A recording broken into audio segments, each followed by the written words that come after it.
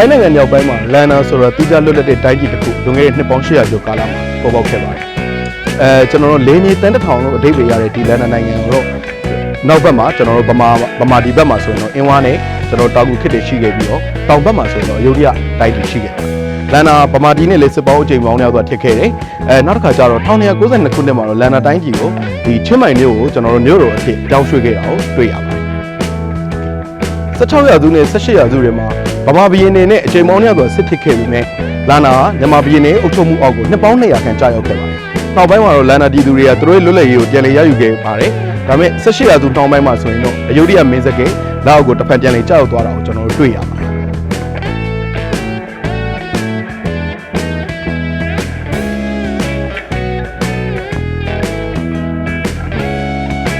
လန်နာလို့ပြောလိုက်တာနဲ့မတူညီတဲ့ယဉ်ကျေးမှုပေါင်းစုံဆက်ရှက်နေပြီးတော့ကျွန်တော်တို့ရှမ်းလူမျိုးတွေဒီဘက်မှာရှိနေတဲ့ဒေသခံတွေယဉ်ကျေးမှုတွေပေါင်းဆက်ထားတဲ့အမှုပညာလက်ရာတွေအစားအသောက်တွေကိုပါကျွန်တော်တို့တွေးထိခန်းစားနိုင်ပါ